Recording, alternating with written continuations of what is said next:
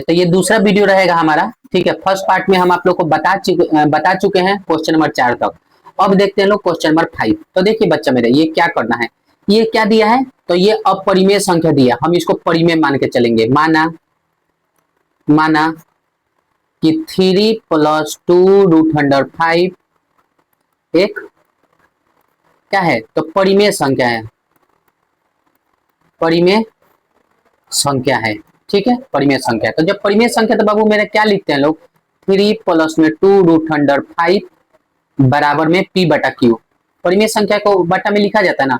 अब यहाँ पे आप लोग को सीखना है, तो जब ये परिमेय संख्या है तो याद रखना लोग ना, तो यहाँ पे लिखेंगे p और q क्या है, तो सअभाज्य संख्या है, सअभाज्य संख्या है, सअभाज्य संख्या। और q नॉट इक्वल टू 0, ठीक है, q नॉट इक्वल टू 0 है। अब देखिए, अब क्या करेंगे, हम 3 को लेके जाएंगे इनके पास, 2 को यहीं पे अकेला छोड़ेंगे, 2√5 बराबर में p/q माइनस में 3 हो सकता है, कुछ नहीं तो नीचे में 1 डाल सकता हूं ना। अब इसको क्या करते हैं, एलसीएम लेते हैं, तो 2√5 बराबर में a और q का एलसीएम q आएगा, क्रॉस मल्टीप्लाई करिए, ये जाके इसे मल्टीप्लाई करेगा तो p, ये जाके इसे मल्टीप्लाई करेगा तो -3q हो गया। अब देखिए क्या करिए आप, अब इसको लेकर जाइए, 2 को इसके नीचे लेकर जाइए, तो आप इसको क्या लिख सकते हैं बाबू, √5 बराबर में p-3q, और ये 2 इसके नीचे गया, गुना में है तो भाग में गया, तो 2q। अब यहाँ पे देखिए ये क्या है बाबू, तो अपरिमेय है, अपरिमेय। ये क्या है, तो परिमेय p/q के रूप में है, क्योंकि p और q क्या है, तो सअभाज्य संख्या है। ये क्या है, तो परिमेय, परिमेय, परिमेय संख्या है। आप बताइए कि परिमेय संख्या और अपरिमेय संख्या कभी आपस में बराबर नहीं होता है, परिमेय संख्या और अपरिमेय संख्या आपस में कभी बराबर नहीं होता है, इसीलिए हमारा विरोधाभास हुआ है। यहाँ पे क्या दिखा रहा है, √5 बराबर है p-3q बटा में 2q का, तो हम लिखेंगे, लेकिन ऐसा तो कंडीशन होता है नहीं। थ्योरम के अनुसार बोला जाता है परिमेय संख्या और अपरिमेय संख्या कभी आपस में बराबर नहीं होता है, लेकिन यहाँ पे शो कर रहा है कि √5 बराबर है p-3q बटा 2q के, इसलिए यह हमारा गलत साबित हो। अब हम लिखेंगे, अतः हमारा माना हुआ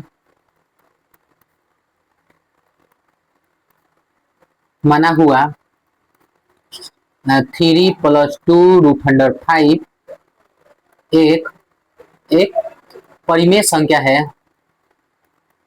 परिमेय संख्या है, वह गलत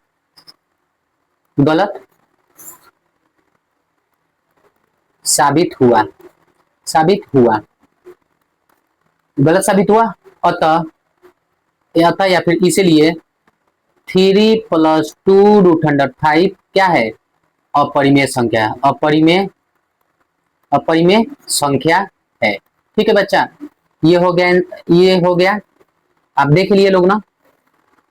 क्या करना है आपको, कभी भी इस तरीके से सवाल देगा तो पहले आप लोग को मानना है ये परिमेय है, अपरिमेय माना है तो हम परिमेय मानेंगे, और जब परिमेय मानेंगे तो p/q लिखना पड़ता है। अब 3 को ले गए उधर, घटा दिए यहाँ पर, और यहाँ पे कुछ नहीं है तो 1 में डाल दिया, एलसीएम लिया हूं तो इस तरीके से आ गया। अब 2 को उठा के इसके नीचे डाल दिया हूं तो ये हो गया। अब एक तरफ ये अपरिमेय है, ये परिमेय संख्या आपस में कभी बराबर नहीं होता है, बस ये सब चीज लिख देना है, काम खत्म। अगला क्वेश्चन चलते हैं लोग, चलिए क्वेश्चन नंबर 6 देखते हैं लोग। फिर हमने वही मानना है, अपरिमेय है तो परिमेय मान के चलेंगे, लिखेंगे, क्या लिखेंगे बाबू, देखिए, माना 1/√2 एक क्या है, तो परिमेय संख्या है, परिमेय संख्या है, मान लिए परिमेय संख्या। तो जब परिमेय संख्या तो मैं ऐसे लिखूंगा ना, 1/2 बराबर में p/q। अब p/ जब q है तो हम इसको क्या लिखते हैं बाबू, p और q को, तो हम लिखेंगे p और q क्या है, तो सअभाज्य संख्या है, सअभाज्य संख्या है, और q नॉट इक्वल टू 0, ठीक है, समझ में आया, q नॉट इक्वल टू 0। अब इसको क्या करते हैं, तब व्युत्क्रम करते हैं लोग, लिखते हैं, दोनों तरफ व्युत्क्रम करते हैं लोग, दोनों तरफ इनको अगर हम व्युत्क्रम कर देंगे तो ये क्या होगा, तो अच्छा से हो जाएगा, मतलब कि उलट भी सकते हैं लोग, दोनों तरफ क्या कर सकते हैं, अगर मैं व्युत्क्रम कर दूं, व्युत्क्रम,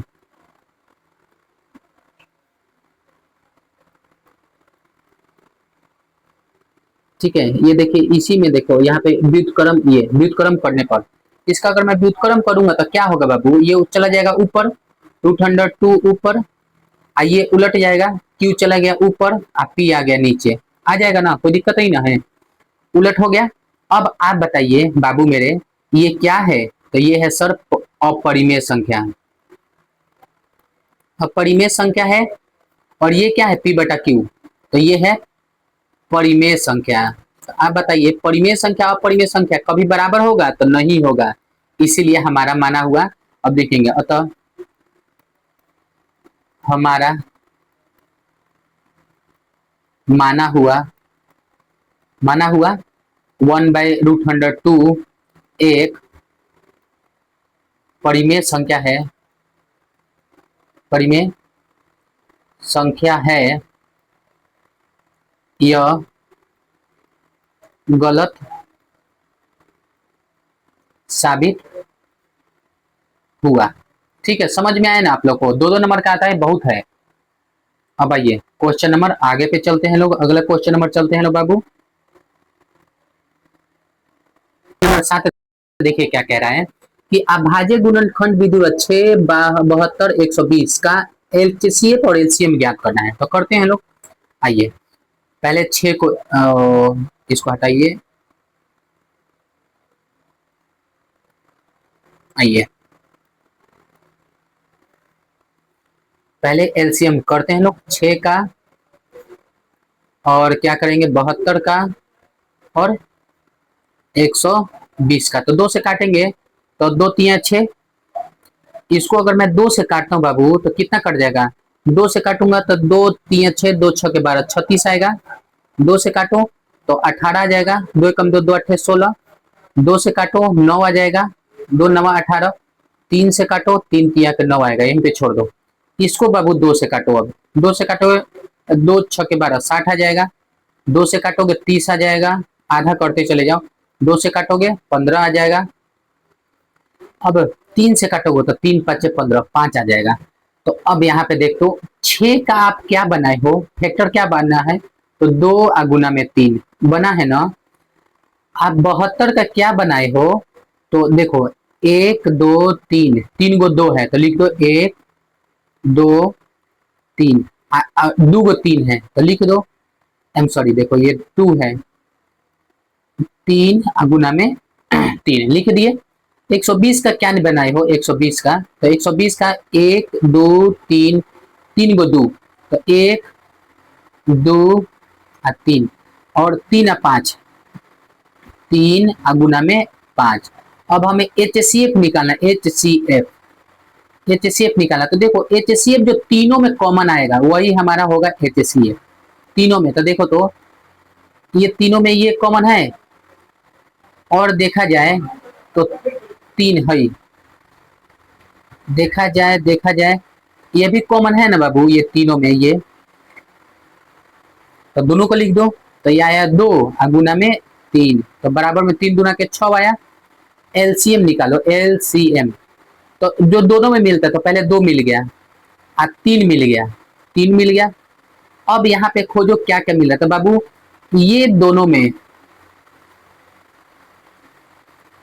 मिल गया ना 2, फिर यहाँ पे ये 2 एक मिल गया, ये भी मिल गया 2, अब क्या मिल रहा है, तो एक 3 एक 5, तो 3 गुना में 5, ठीक है। अब 5 3 के 15 गुना के 30, 30 गुना के 60, 60 120, ठीक है। और जब 120 को बाबू 120 को आप कितना, तो 3 से गुना कर दो, तो देखो कितना आएगा, 0 का 0 बढ़ती है तो 36, ठीक है। तो कितना है बच्चा मेरे, तो 360, तो आपका एलसीएम कितना है, तो 360, यही रहा आपका एलसीएम, ये रहा एचसीएफ, ये रहा एलसीएम, आपका आंसर आ गया। चलिए अगला नंबर क्वेश्चन पे चलते हैं हम लोग, यहाँ पे देखिए क्या दिया है, HCF मतलब दो गो संख्या, इसका एक फॉर्मूला देख लीजिए क्या होता है, LCM गुना में HCF बराबर होता है पहला दो संख्याओं का गुणनफल, पहला संख्या और गुना में दूसरा संख्या। तो पहला संख्या बराबर जानते हैं क्या दिया हुआ है, पहला संख्या है 306, दूसरा संख्या जानते हैं क्या दिया है बाबू मेरे, तो दूसरा संख्या दिया है 675, 657 दिया है। तो बस रखते हैं। अब आप ये बताइए संख्या एलसीएम दिया है, ये तो बोला है एलसीएम ज्ञात करिए, मतलब कि एचसीएफ दिया है 9, एचसीएफ दिया है 9, और गुना में एलसीएम यहीं पे छोड़ देते हैं, एलसीएम को यहीं पे छोड़ देते हैं। पहली संख्या कितना है बाबू, तो 306, दूसरी संख्या को भी लिख दिए 657 लिख दिए। हमें एलसीएम फाइंड आउट करना, तो एलसीएम एचसीएफ को इसके नीचे लेके जाइए, तो लिखते हैं एलसीएम। अब क्या करेंगे, तो 306 गुना में 657 और डिवाइड बाय, गुना में नीचे भाग में चला गया, काट दीजिए, तो काटिएगा तो आपको पता चल जाएगा। तो देखिए 9 के पहाड़ा में 3 बार, 9 3 27, 9 चौके 36 आया, 27 और 36 आया। अब इनको क्या करिए, तो मल्टीप्लाई करिए, 34 में इससे मल्टीप्लाई करिए और जो आंसर आएगा वही हमारा आंसर होगा। तो 657 और मल्टीप्लाई बाय 4, मल्टीप्लाई करिएगा तो आपका पूरा का पूरा कितना आंसर आ जाए बाबू, तो आ जाएगा 2 2, हाँ तुम कर देना 338, यही रहा आपका एलसीएम।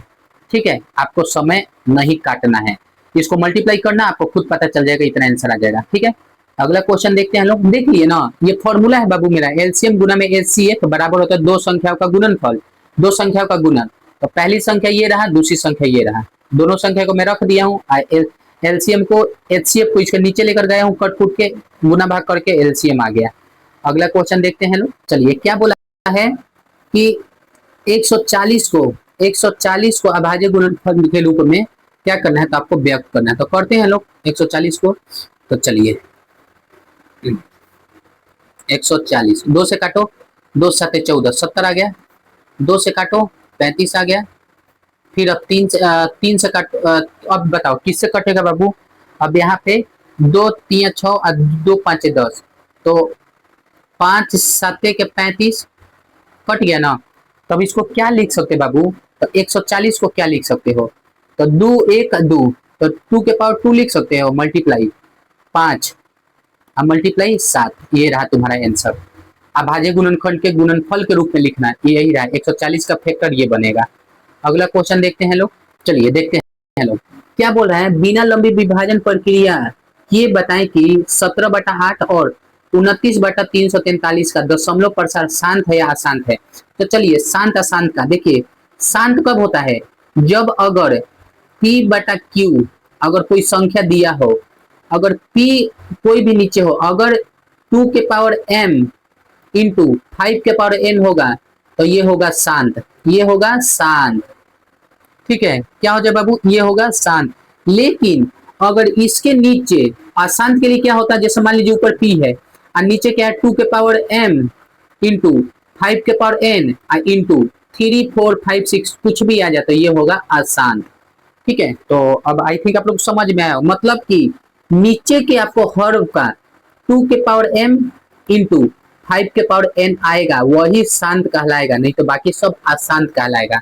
तो सॉल्यूशन किया जाए 17/8, चलिए इसका सॉल्यूशन करिए। 8 को आप क्या लिख सकते हो बाबू, 2 गुना में 2 गुना में 2 लिख सकते हो, 8 को लिख सकते हैं 2 के पावर क्यूब, तो 17 बटा में आप 2 के पावर क्यूब लिख सकते हो, 3 लिख सकते हो, आ गया ना, 2 के पावर कोई भी पावर हो, आपकी मर्जी। 5 के पावर 0 नहीं लिख सकते, 5 के पावर 0 लिखोगे तो क्या होगा, आप बताओ क्या होता है बाबू, 5 के पावर 0 मतलब 1, कोई डिफरेंशिएशन तो पड़ेगा नहीं, तो लिखेंगे 17 बटा में 2 के पावर 3 इंटू 5 के पावर 0, शांत है,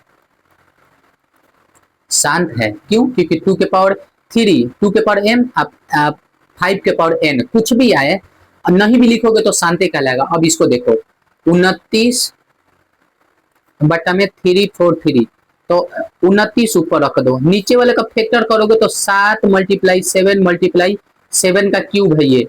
अब बताओ एगो छोटा सा बात, क्या नीचे 2 के पावर m आ रहा है क्या?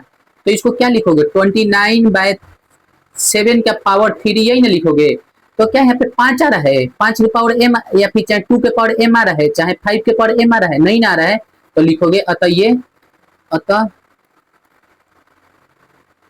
अशांत है, सीधा लिखो अशांत है। ठीक है, 1 नंबर का आता है पेपर में।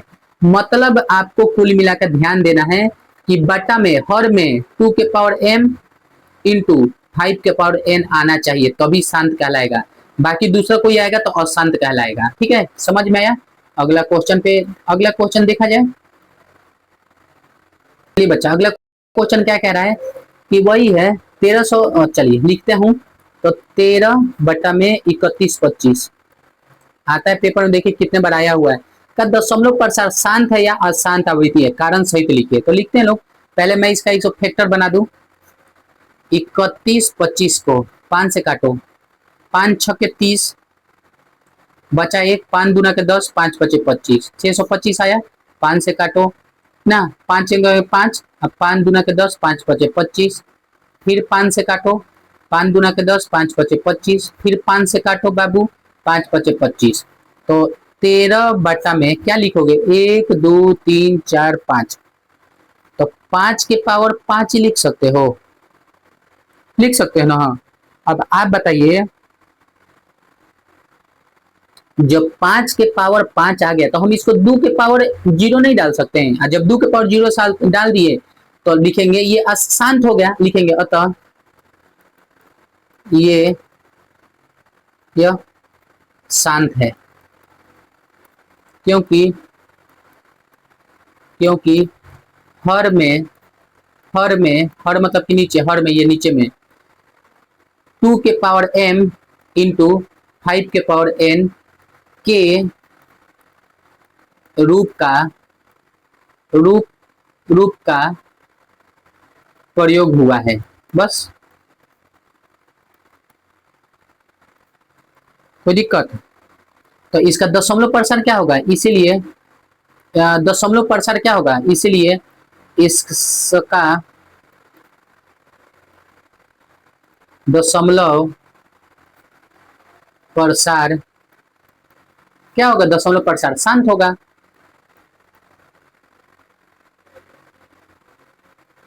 शांत होगा, यही तो आंसर है आपका, देख लीजिए।